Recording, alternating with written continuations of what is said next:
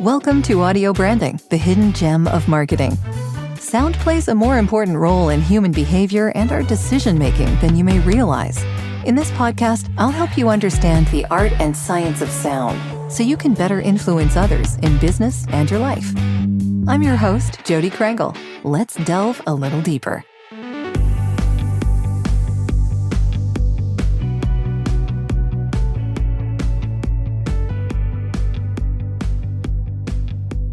Thank you so much for being here, Randy. I really, really appreciate it. I know you're a busy guy.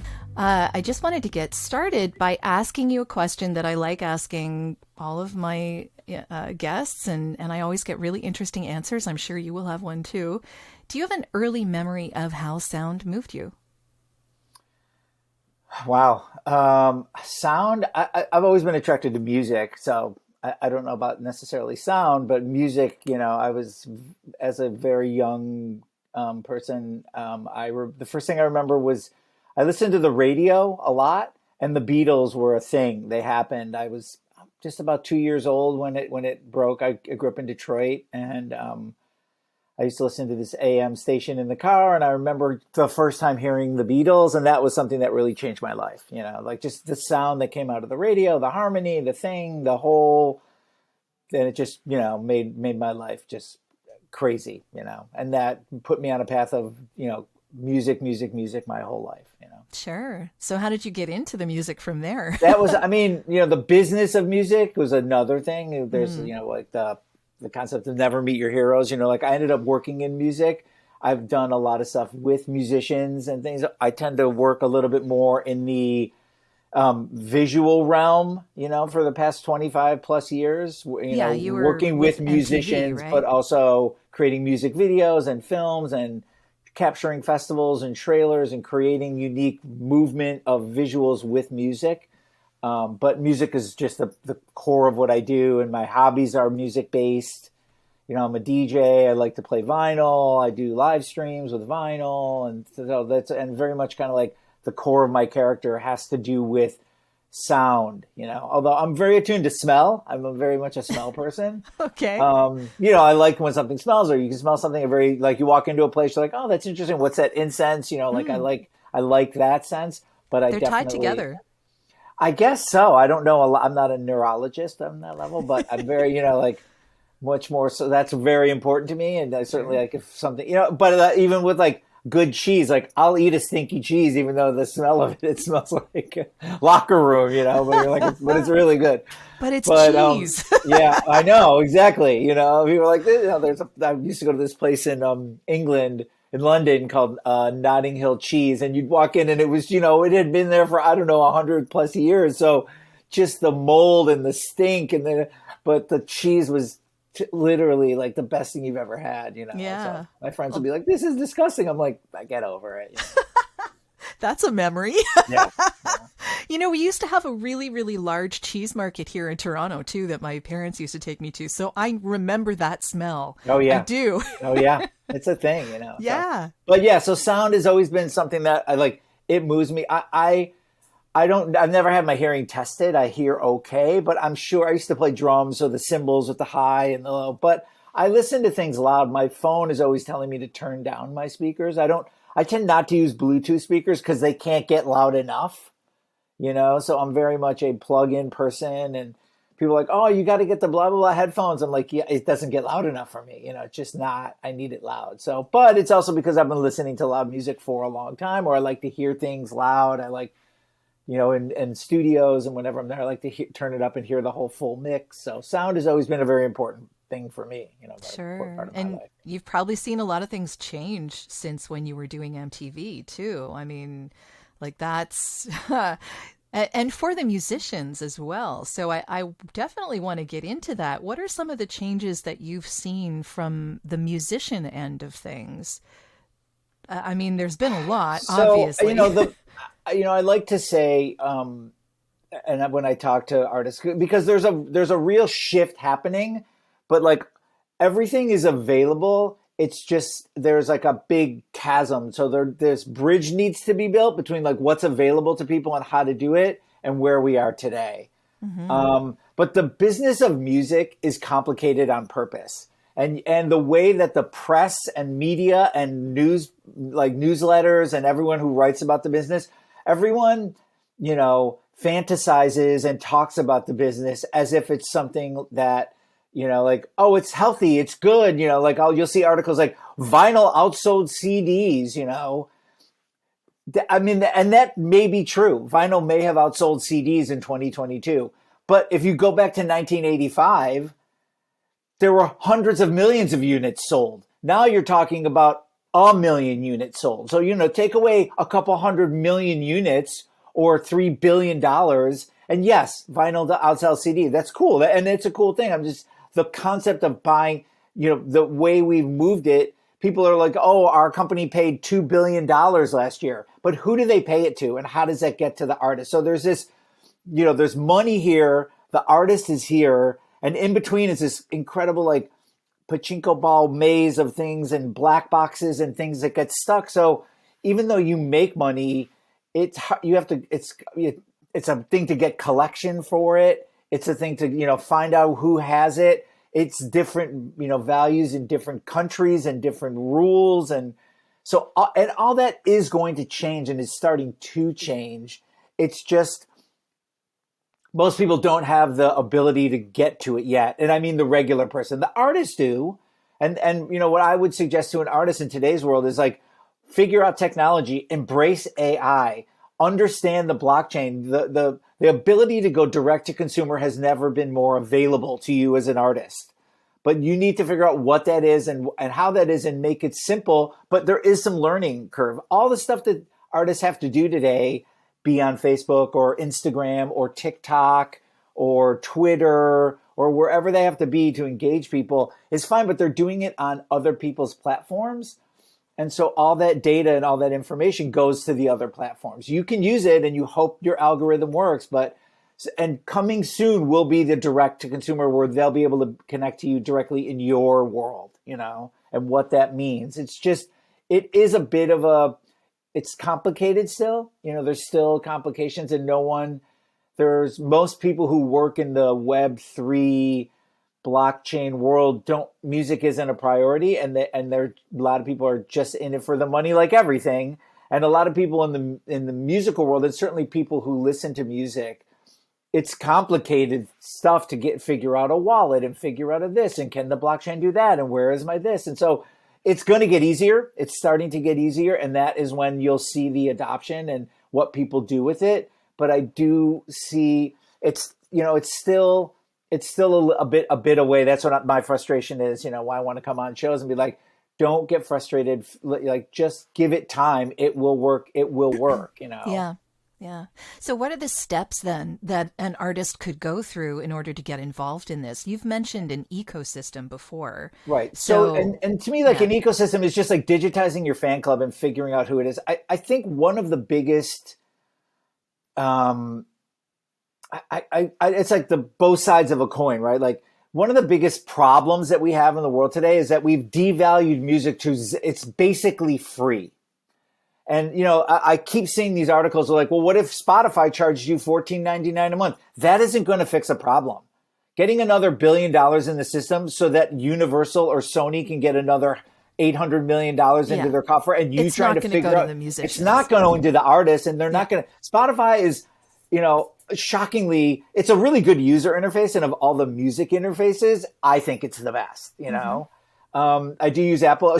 Unbelievably, like, iTunes was the leader, and it ran the game, and it was amazing. And they lost that. Somehow they lost it. Don't know how, but they did. But like, even when I worked at MTV, at one point MTV was the original social media. Interesting. And then they lost it out. Original? It was. You had to go to MTV. It kind of was the purveyor of the zeitgeist, and it told you what was cool, and you had to watch it, and there were like specialty like the YouTube programs of the day. Yeah, it was curated, right? So you had to pay attention, but they had Yo MTV Raps and 120 Minutes and Headbangers Ball, and so they genred out stuff so you could watch alternative or heavy metal or hip hop, and then they had like TRL, so that was the pop thing where kids watched it live, and you had to watch TRL to see what was happening. They really had a grip on that thing. But then as smartphones and internet came, they just lost that ability, and they tried to make it more about themselves rather than the user. And so for me, like artists, unfortunately, music is almost like it's a little bit of a loss leader, but it's also something that I feel like, we need another generation of artists to come up and be like, everyone can, and I'm not suggesting you shouldn't, you should put your music on DSPs. Like that's an important way to let everyone listen to your music, but understand before you go too much further, DSPs, can you explain that digital to the people in the back? Because I don't know what you mean. Platforms, Spotify. Okay. You want to put and there's really easy ways to do that, right? With DistroKid or CD Baby, right? You can sign up for an account with your music and through them, you're not going to get paid a lot, and that's not how you're going to get paid, but everyone can hear your music. Sure. Okay. And that's important, DSP right? stands for? Digital Streaming Platform. Okay, great. Sorry. Thank you. I'm sorry. It's okay. And that is basically how most people hear music, right? And because of that, for whatever you sign up to, you don't have to sign up to anything, right? You can use Spotify for free. Apple, you do. I think Apple, you can't get a free thing. You have to pay to use Apple. But Spotify, Amazon, YouTube, you can use those. There's commercials and you have to deal with the commercial, but Pandora, any of those things, you can sign up for free and listen to their platform on your laptop, on your tablet, on your iPhone, and stream it to wherever you want to stream it, Bluetooth on a speaker in your house or whatever. So you can have music. There are commercials built into the free platform, but you can get it for free. If you spend $10 a month or whatever, you don't have commercials and you listen to as much as you want, whenever you want, wherever you want, and that's what you get, And so, you can make playlists. I think that's you can make playlists. You can send playlists. You can share with people. It's not a great social media. Shockingly, there is no social media for music. There was in the late 90s, early 2000s, MySpace. Yeah. I remember. And it was MySpace, people loved it, but then yeah. it's gone away. I'm shocked that there is. I guess TikTok is what people say to me. But it's not necessarily about music. Music is the kind of base for that. And people use music. They use it as a meme. They use it to meme things. They have a song and then they do something funny with it. And for me, a lot of this, the saddest part is, and I guess I say it as an old guy who my first boy band was the Beatles. And so I understand it may come off as that. But I don't think an artist picking up a guitar or sitting in front of a piano or whatever they're doing, writing a song, thinks, I hope this song gets bought by Mentos so I can make money, But nowadays that's the level. Artists don't care. They just create music, and the only way they can make money is to sell it to a commercial, and that's how they get paid real money quickly. Yeah. So what would you suggest to an artist then, starting now, who's on TikTok, who's doing their thing, who's trying to be on social media, maybe has an inkling of what blockchain is about, but not really how to get involved? What would you suggest is the first thing they should do? I would say get started. start your own data reception. Create there's a couple of really good platforms that'll do it. Research what that is, but you kind of want to your own email list. MailChimp does it. All these companies do it. So you start simple with what's available today, but also start to think about how you can digitize your reality and what that would mean. And I like to think of it as get your fans in, and you want to kind of digitally fence them into your fans. So people do it on Discord, but it can get a little complicated with the server and signing up, and there, someone's going to figure out that magic app where it's like Discord, but you can do it really easily, I see. And that's where music is a little complicated. Yeah. So you want to kind of digitally fence in your fans and then communicate with them and see what they want, and don't sell them all the time. Just find out what it is and give those, because you're going to see certain people. There's another company called Award Pool, and they do kind of a simple reward program. They'll let you build your fans in an almost a widget thing that's pretty basic, and you can start to engage them in certain things. And maybe the more they do this, they get this. And figure out what that is for you and what you do as an artist. I guess if you spend all your time on social media, then you need to get your fans to be there with you and engage and help you build it. But ultimately what you're trying to do is, build a community where the token, I hate to use that word because it's such a bad word, but the token has genuine intrinsic value in your system. And then eventually those people who have a token or have earned their way to a certain token level will be able to get the next song you have and be able to sell that song. You can airdrop to them 10 copies of the song and then they can sell it. But built into all this information will be a price point that can't be less than this, can't be more than that. It's going to help ticketing.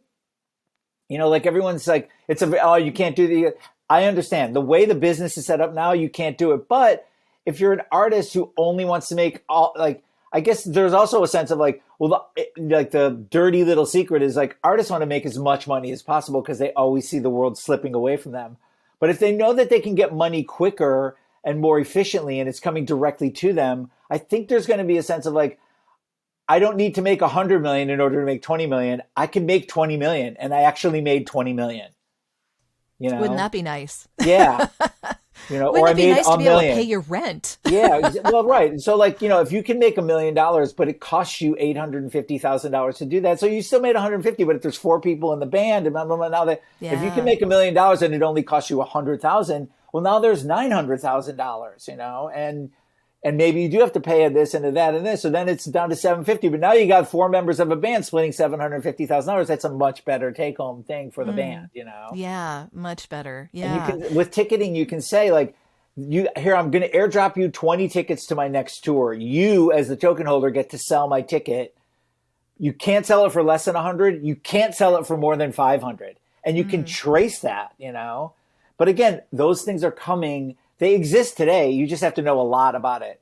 I would say do some research on Avenged Sevenfold, see what they've done in the metaverse. This guy, Daniel Allen, has done a lot. I would suggest to artists, don't look at the blockchain as a way to sell your IP or to monetize your royalties. Those are old, antiquated ways. The royalty is an antiquated way for you to feel good about making music and getting paid from a system that really kind of reduces it down to the least amount that they're willing to give you for every time someone listens to your song on certain platforms. Yeah. Because you don't get a royalty. It's not trackable everywhere. It isn't. And, the royalty, it's was paid on radio and certain airplays. But now, when you buy a record, when I bought an album or if you bought a CD, you don't pay a royalty every time you listen to it in your house, But in theory, you should. The way the royalty is set up, you theoretically should do that, but you don't, and that's why it's been reduced. Music has been reduced to basically free because of the way the new system is set up. So I would say to artists, don't sell your IP, don't make the tokens have royalty value, because then pretty soon the SEC is going to come in and be like, hold on, you're selling. It's like making it an investment. You want someone to buy the record, and I'm talking about to me, records should be $500, $1,000, $5,000. That's what and there should only be 5,000 of them. Interesting. Yeah. And so everyone can listen to your music, and that's fine. Everyone can hear your thing, but only it's a 5,000 people asset. Genuinely collectible. And owning that record means that you're high up in the ecosystem of the artist's world or the fenced-in world, and that's a very valuable thing because you can do a lot of things within that world depending on who the artist is. It really becomes an ideal that the artist connects to the fan digitally. I don't suggest the artists don't do meet and greets and then you talk to your fans. You can listen, you can have chats with them and do whatever digitally. Do your the Reddit does an AMA and Ask Me Anything. You can do those and Ask Me Anything. And then find out what they want, and if you're willing to do it, great. If you're not willing to do it, don't say no, just don't do that, Good point. Yeah. You don't have to tell anyone you're not doing it. Just don't do it. Hey, we took your suggestions. We're going to make a cheeseburger on Thursday like you want, that's what we're willing to do. Great. We're going to do a video of how we make a cheeseburger at band practice or whatever. Yeah. Okay. So, questions along those lines. You'd mentioned a couple of people that have started to make this work. Can you talk a little bit more about like a particular artist or band that you think is really doing this right and why they're doing it right? Like, how are they doing it? Um, I mean, maybe you can't talk of the specifics because, No, no, no. I think when if you look at it, what a band like Avenged Sevenfold has done, they've really educate. They have a really solid fan base. They took their logo and their kind of like mascot and created a collection of tokens and sold those tokens. They did YouTube tutorials to teach people how to do it. Because, like I said, it's heavy lifting. Buying an NFT and the term NFT, right, it's a very specific thing that has been kind of again, the way the press handles it, everything becomes crypto, crypto, that's a ripoff. It's a scam. It's like, yeah.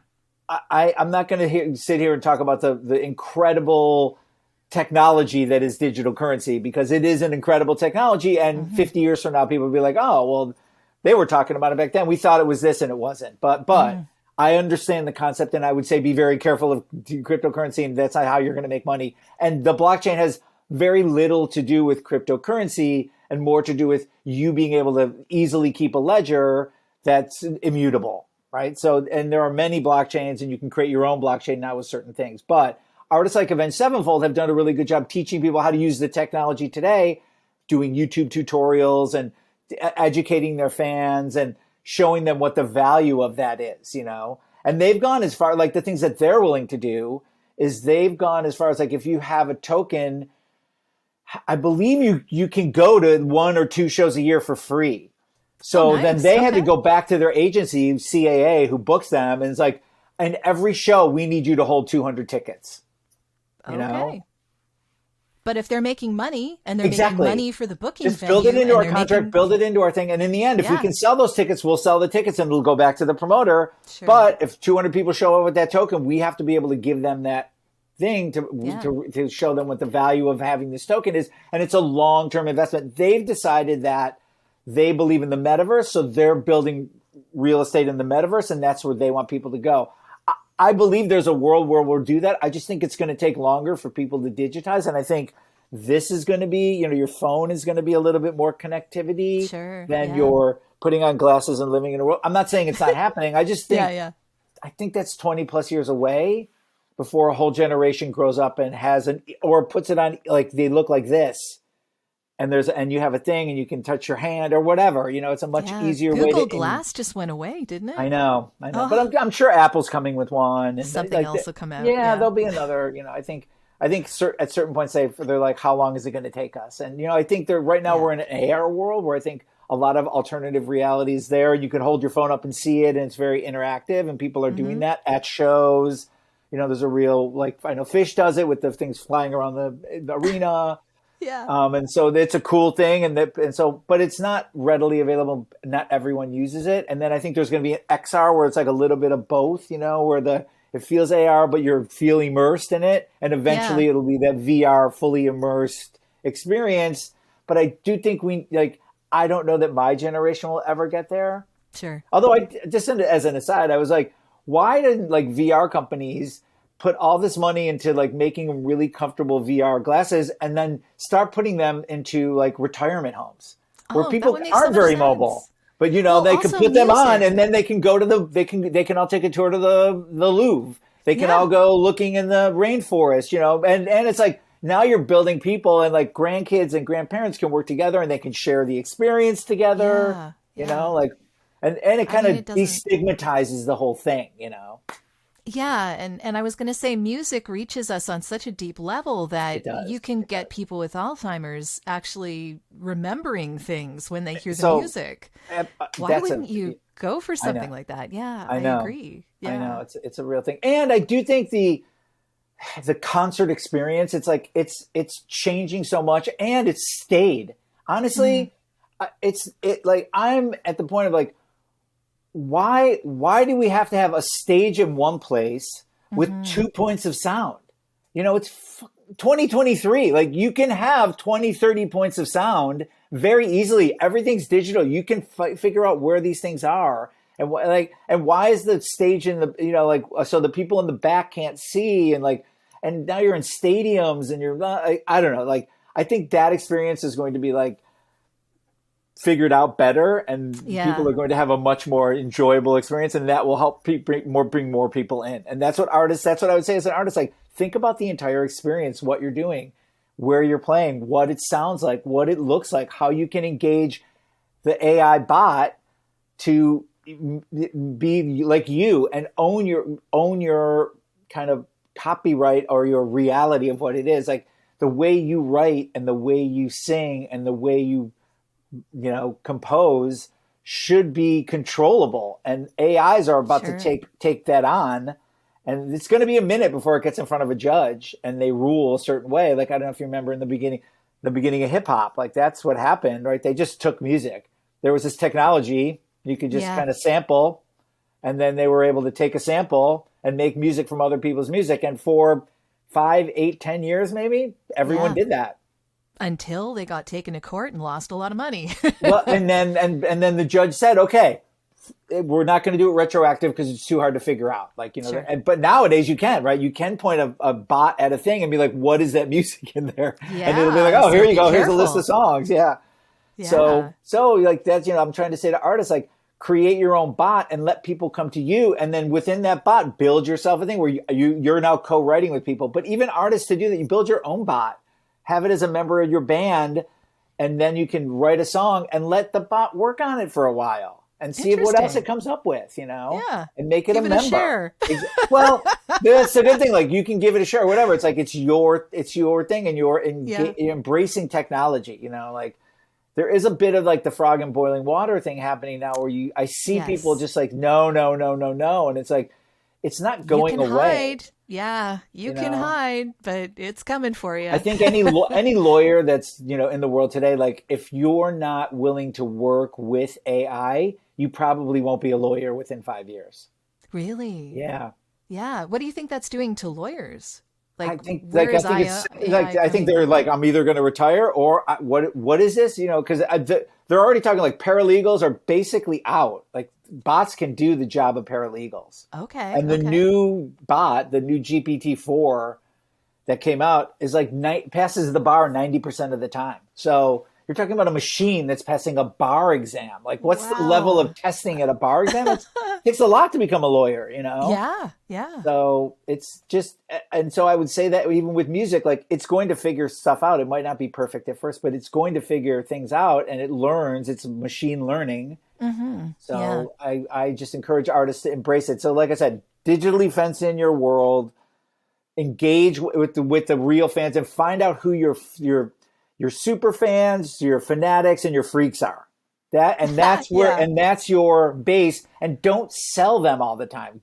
Like engage with them all the time, but don't make it constantly where you're like 20% off this, 30% off that. Like because otherwise they're just going to look at you like, well, this artist only just wants to sell me, and you're an artist, Well, that's the end of this episode. Thanks for listening. And if you like what you heard, why not tell a friend about this podcast? It's available in all the usual locations.